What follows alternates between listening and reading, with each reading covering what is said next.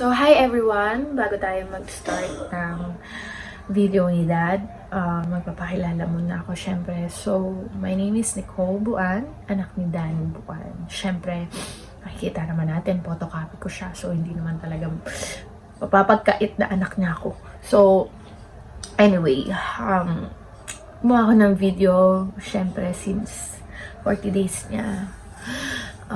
Gusto ko lang makita nyo kung gaano ka-strong at sobrang lakas ng loob ng daddy ko pagdating sa hospital. Na kahit alam ko na minsan, yes, may takot siya, pero dun ko nakita kung paano siya lumaban para sa lahat. At gusto ko lang sabihin sa inyo guys na this is the moment na syempre, we need to move on. Kailangan natin i-surrender si daddy. Kailangan natin syempre mapakita sa kanya na lahat na kahit wala siya, makakaya natin. And syempre, hindi naman tayo pababayaan ni daddy. And lagi naman siya nasa tabi natin. And lalong-lalo na nasa puso natin lahat siya. Ayun, gusto ko lang magpasalamat unang-una sa mga taong tumulong at sumuporta sa daddy ko nung una pa lang, since day one. Lalong-lalo na makita natin kung gaano kalakas yung loob niya. Hindi lang sa pagtuturo, hindi lang sa buhay na pinagdadaanan namin. Siyempre, lahat ng ginagawa niya is para sa atin. Ginagawa niya yon para mapasayan tayo. Ginagawa niya yon para makita natin yung importansya na meron siya. Kahit na alam ko na may mga taong nanju-judge, pero siyempre, hindi lang natin nakikita yung bad side. Siyempre, good side din. Kasi nakita ko magmula bata pa lang ako kung gaano siya ka-responsible na tatay. Kahit na medyo nag-aaway kami, nagtatalo kami. Pero deep inside, yung suporta na meron ako sa kanya at pagmamahal, siyempre magmula sa hospital, ganun yung ginawa ko bilang isang anak na kailangan kong gabayan yung tatay ko. Dahil nung bata nga ako, syempre, lahat gagawin niya. Lahat gagawin nila ni mami para lang mabuhay kami. Na minsan, hindi nawawala yung pagtatalo. Pero, syempre siguro ginawa ni Lord na magkaroon kami ng time bawat isa na kailangan namin ng suporta. Kaya itong video na to, makikita nyo kung gaano kalakas, kabuti na isang ama si daddy. Na kahit di niya kadugo, kahit ibang tao, kaya niyang mahalin ng buong buo. Kaya I'm very grateful kasi hindi siya yung tipong tao na oo, napapagod. Oo, laging galit. Oo, laging mainit ulo. Pero sobrang proud ako kay daddy kung ano siya. Kung ano yung ginawa niya hanggang huli.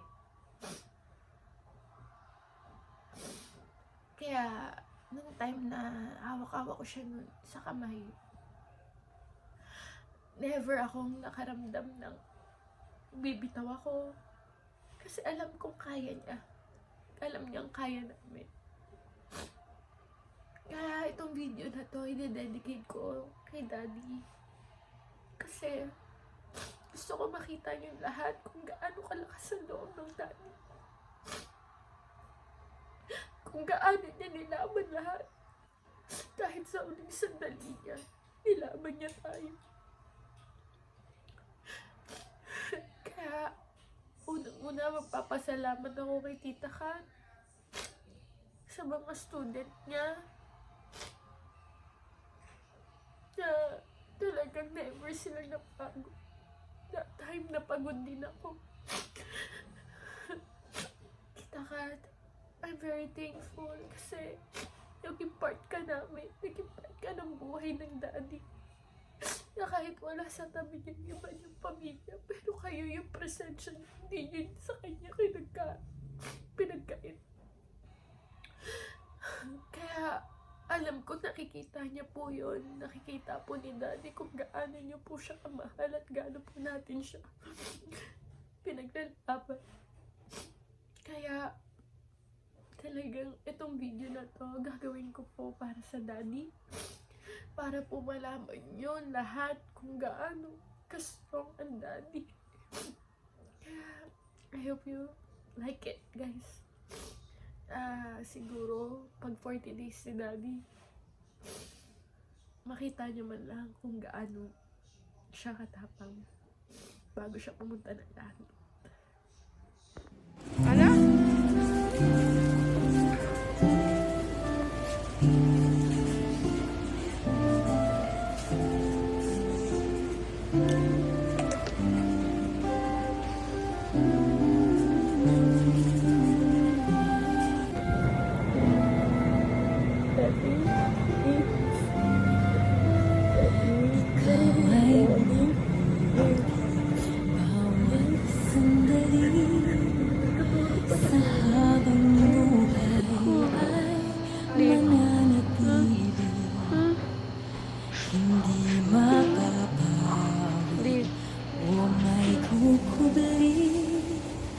Maging sa dilim ng gabi,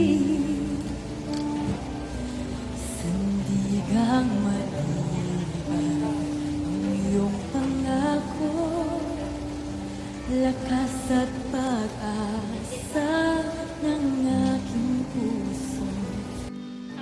Hindi na magiging pagkakataon, patunay ng katapatan mo sa dalamhati at sa kabiguan, sa pagluha ng pusong nasugatan, sa pagsubok na iyong pinahintulutan.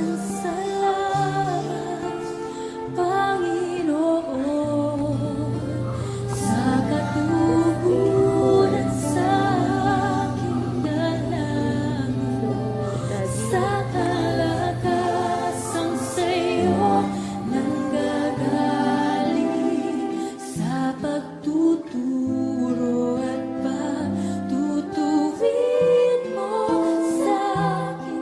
Salamat, Panginoon. Ano?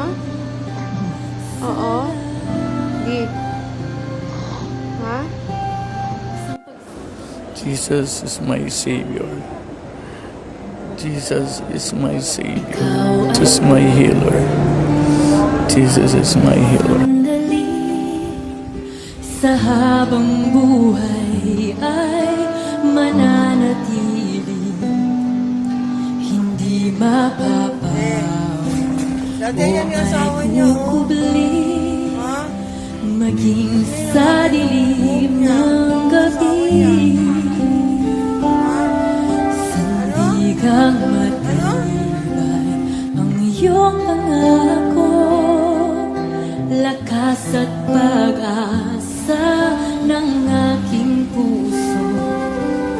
Hindi na mapilang pagkakataon, patunay ng katapatan mo sa dalamhati at sa kabiguan, sa pagluha ng pusong nasugatan, sa pagsubok na iyong pinahintulutan.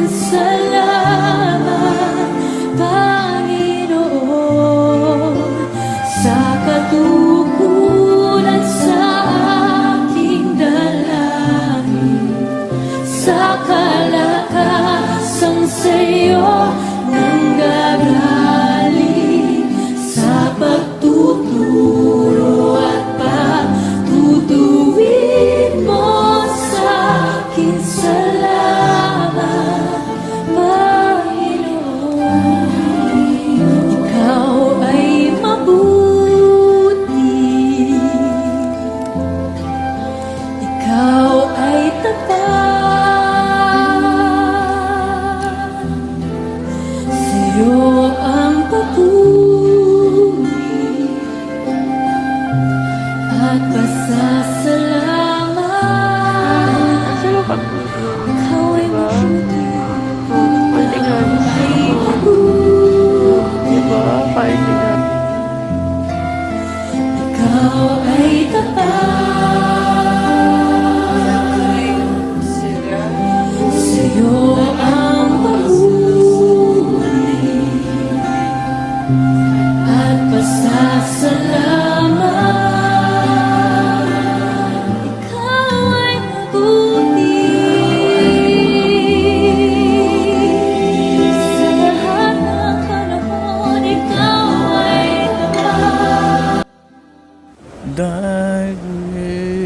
physician.